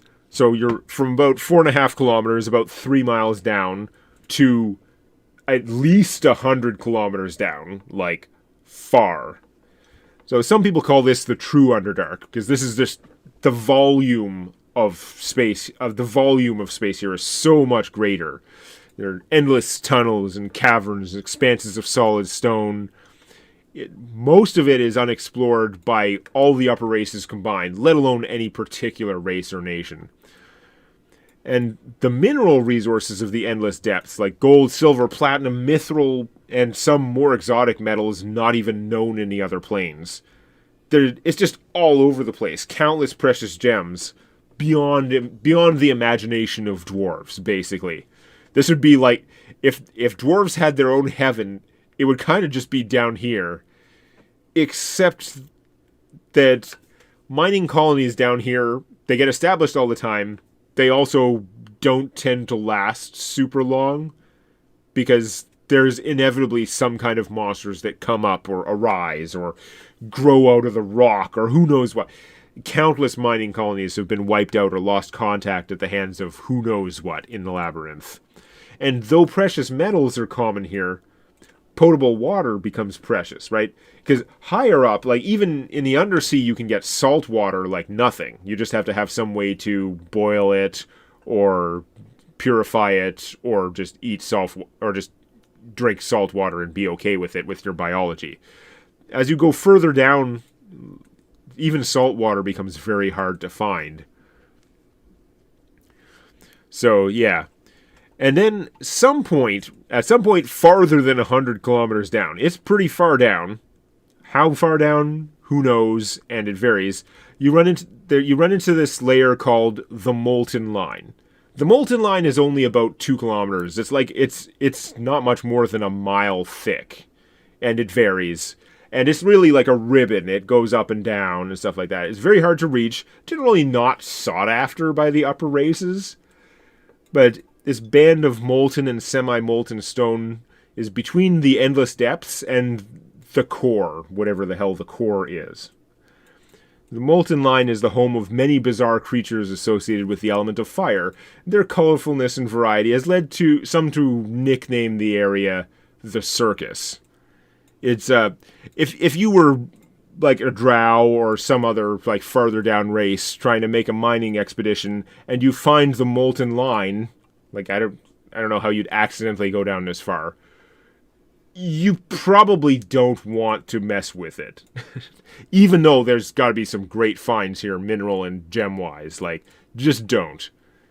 The Azers, a race of fire elemental-like humanoids and legendary smiths, live in the hot stone tunnels just above the mantle.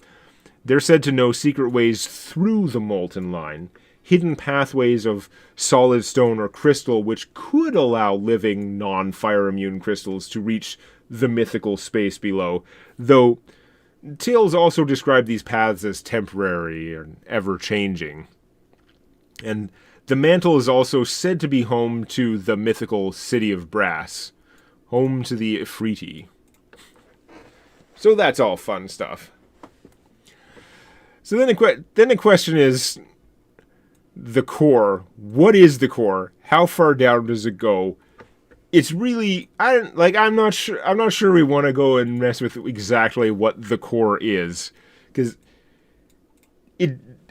there's so little information about, like, how much information do you think is actually even from the Molten Line, how much of that information do you think is filtering up to the surface of the Shadowfel, let alone back to the Fadelands?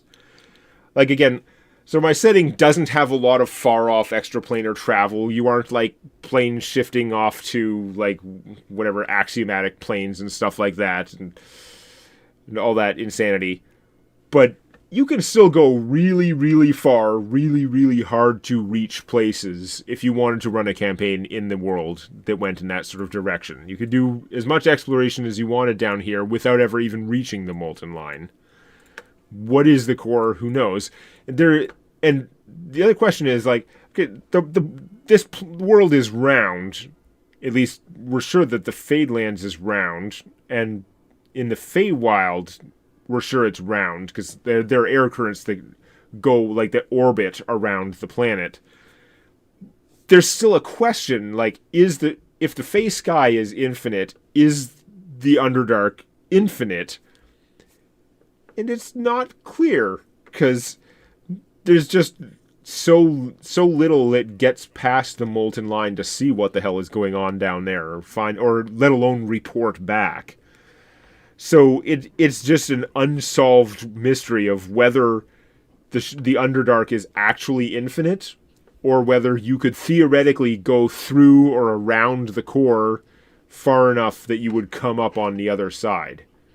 Like, can you really go around the core? Like, nobody has charted down there whether you can just go around the core. You would think you could, because you can, at the surface, you can go around the world. So that is mostly it. The other thing I wanted to bring up was Fairsres, which is a term that I stole from, like, Forgotten Realms or whatever. But I found that, like, it looks kind of cool when you translate it into the Russian alphabet, which also makes sense for, like, the Drow, because they named it. It's basically the energy of the plane. And so the Fairsres energy, it grows stronger the lower you go. Like, the deeper you go into the Underdark, the more powerful this energy is. Except that, weirdly, the Fel sky also has strong Fairsres energy. The thing is, that energy doesn't like radiate out from the sky. You have to be sort of like pushing up against the sky to feel or detect that power. But mostly, if you want more Fairsres energy, you want to go down further and further. And that's where you get the dark trees that grow all that way down, feeding upon this energy of the plane as they go down.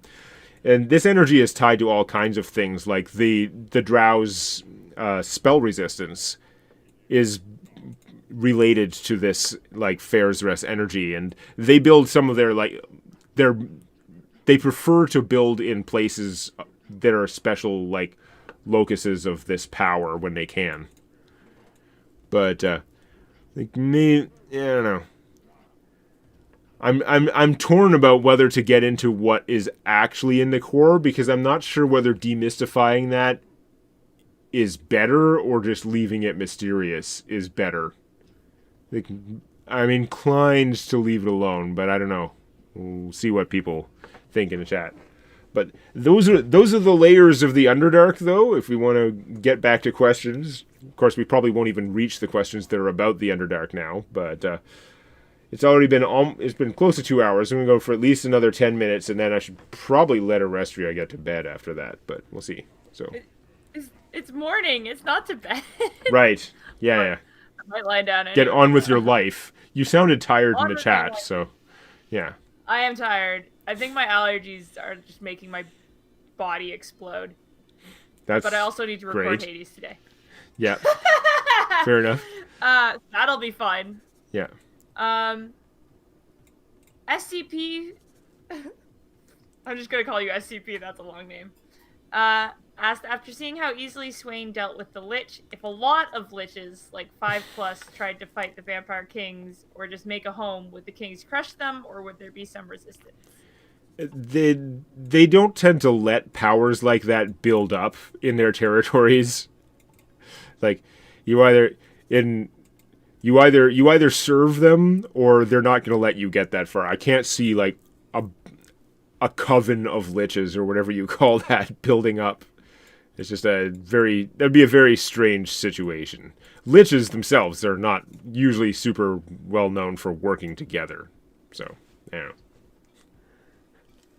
Sebastian asks, are all the Vampire Lord alignments on the evil side of the chart? Yeah, I'm not a big fan of alignment, but they basically all have to be evil to do the things that they do, because they do feed off, other living creatures, and all of them do feed off other sentient creatures, even though theoretically they could survive on like actual cattle and stuff. But they all kill at least like a sentient.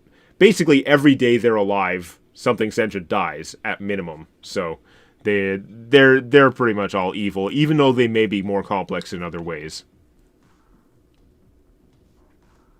Ninja Otter asked, would Anku or Rygax work with someone like the Rebel Lich in order to defeat the greater evil of the Vampire Kings? Well, Anku would not work with the Lich, because it's one of those things. Anku is, if there was an elemental force of anti-undead, it would be Anku. Anku would not work with the Lich. Now, would Rygax, who is a servant of Anku, is like being a high priest of Anku, would Rygax... I could see a situation where Rygax could end up working with that Lich in particular, or something like that, but it would be a pretty uneasy alliance. Rygax is a little bit more practical, though, because not all evil is equal. Well, and Rygax needs to, fight for his existence. Yeah, Rygax is also himself threatened by the Lich, whereas Anku is not. Anku's not worried about the Lich. Also true. SCP also asks, was the gargantuan zombie that Krill destroyed the female giant from the Balvin saga, or... No, it's much bigger. The female giant from the Balvan saga is still... She's only like 15 or 16 feet tall. That thing was really big. Wherever that thing came... There's something about the plains of Masnos that there are the remains of multiple giants there, some of which are like actually giant, not just Shadowfel giants. But yeah, it's not clear why there are so many of them there. There's also a lot of big stuff on Monster Island.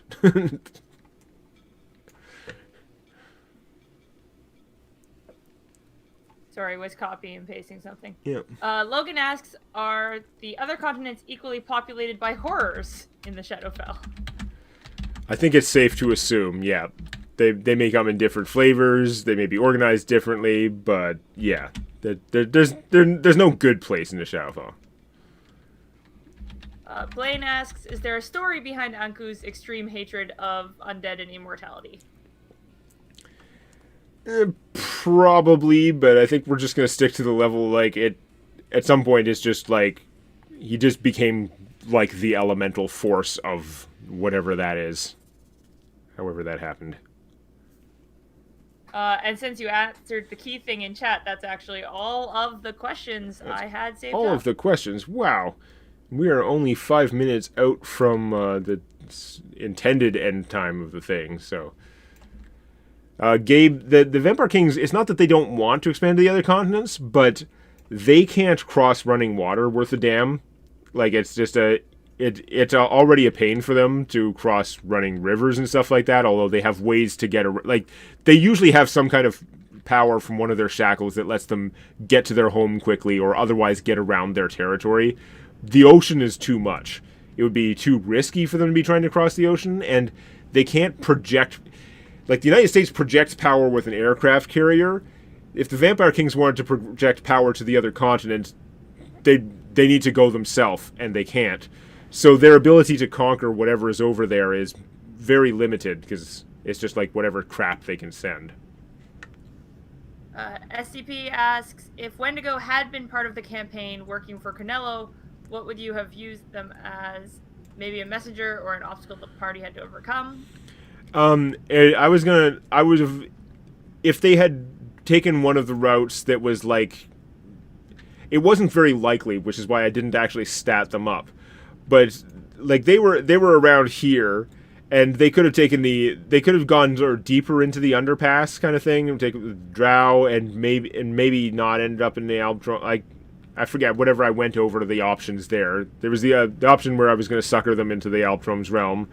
There was the possibility of doing stuff and ending up more with the Drow and not going there, or they could have taken the underpass, kind of like the other direction to get just past where where Cornello happened to currently be, end up around here, which is actually closer to his home, and try and like go south or southeast. And then I probably would have had them run into Wendigo, and I would have statted them up. But at that point, it would have been like, well, Wendigo is coming to hunt them, because that's what Wendigo does. Wendigo hunts. Wendigo mostly hunts things in, don't be a living thing in the white. That is basically what Wendigo is for. There's a lot of, undead wandering around in the white, and if, say Lockhart wants to gather some information, he'll probably send some undead to scout up there, but... Wendigo is extremely good at tracking living things over ridiculous distances out here in the frozen wastes. What other questions? Is there a demigod or god of knowledge that keeps the information about ending the Vampire King? I mean, the god of knowledge, Ioun, or the evil god of knowledge, Vecna, they probably both know, they just don't care that much. And it's still indeterminate whether, Vecna is the god of undead, in a sense. Except Vecna doesn't do anything. Vecna's, busy up there fighting with Ioun forever, and mostly doesn't interact with the world. It's theologically, they're pretty sure, scholars are pretty sure that first off, the energy from Vecna created the Shadowfel. They're pretty sure that Vecna is directly responsible for undead. The degree to which Vecna has any interaction or control or causation of undead in the present, after the Shadowfell was created, is really one of those things that nobody's sure about. Nobody's sure how much Vecna intentionally messes with the world at all. Whereas there are Vecna cultists all over the place, but most of them, we're assuming, are just hearing whispers and just little tidbits of Vecna's will, and that's enough to mess up their lives with their cult. But it doesn't seem like Vecna does anything. I don't know. I expect this will be the last question because we're pretty much at time. Yep. But Mr. GMA asks, is there anything interesting that you had made in the Shadowfell that you don't think you'll ever get a chance to use? And they added that it seems like the most interesting version of these parallel planes they've seen in D&D. So yeah, thanks for that. I like the way I've got my cosmology set up. I don't want to say that the core is the most interesting thing that I don't think I'll use, because I'm not sure it's that interesting. I honestly think it's probably just better lingering as like a mystery, whereas if I explain what it actually is currently, I don't have a lot of detail for that, which means it's not that interesting, which means it's probably just worse than the mystery. So that would be a bad answer. I have some idea that I might get some use out of the Neogi and stuff like that. It probably won't happen, but I still had some hopes that someday I would get a party who would get captured by Neogi slavers and end up in the bazaar and have to make some kind of deal with whoever had captured them and was thinking of selling them or something like that. There are some story ideas I had for that would be fun. I don't know if I'll ever get around to that, but really, Neogolis is not a place you want to go. It's there are varying degrees of mind controlled, not mind controlled. The whole place is like magical, and they're these stupid little creatures that rule everything like oligarchs, but they're mind control oligarchs, so they're worse. It's just like you'll never find a more wretched hive of scum and villainy. But anyway, we should probably wrap it up. I hope I made that interesting enough for you guys anyway. I think I got through everything that I had planned to get through. I have like ideas of trying to flesh out like more civilizations in the Underdark and stuff like that, but I just haven't spent the time because I don't really need them right now, and I'm trying to focus on things that are more useful. I really need to get over my mental blocks on the current chapter of Mage Captain Sahara, which is a novel, a fantasy novel, like military fantasy that I've been writing for patrons, except I haven't in like a year. Haven't made any significant progress on it. I still, there's the Daggerface mini-series. I need to get at least the pilot episode of that stupid thing done. I was supposed to do that over the holidays. It just didn't work out. Partly I made this instead, but that's not fair to blame the game. It's just how my brain worked. I've got another Legends video that I really, really want to do soon, and I need to do that somehow. But mostly I've got to finish episode 60, and I'm going to get back to work on that as soon as I end this stream. So let's do that now. But yes, thanks everyone for coming out. Yep. I just want to shout out, keep in mind, DemonaCast does have a Patreon, and if you join his Patreon, then you have access to this board game that we've been looking at, assuming you also have Tabletop Simulator. But even if you don't have Tabletop Simulator, there's another story that I brought back up recently. My patron, because of patrons, I was able to spend time last year and get my old webcomic back online. So another gaming comic, which is crazy players playing D&D, like both the in and out of character stuff. It's a lot of fun. You can get that on demonac.com.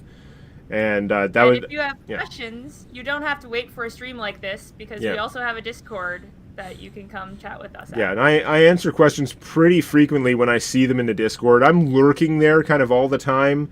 There's also a patron chat text, which I should have been looking at during this, and mostly forgot. Were no questions there. Yeah, and there was because I keep forgetting, because I keep not saying anything about it, nobody goes there. We aren't so overrun with people that I have to go to just like patron questions. But if in the future, if sometime I was doing this stream and we had, instead of like 50 people or whatever we have now, if we had like 500 people, then it would have to go to like the patron text chat on the Discord and take questions from there and give them priority. But yep. Thanks, Josh. Yeah, there are a number of people. There are some people who follow me just because of another gaming comic and actually don't care about Tales from my D&D campaign. I don't know if I'm going to have a continuation of the comic when it reaches the end, because I've been putting up a new one every day for over a year now, and we're getting close to the end, because the last comic was number 631. We're currently on 580 or something, 570 something.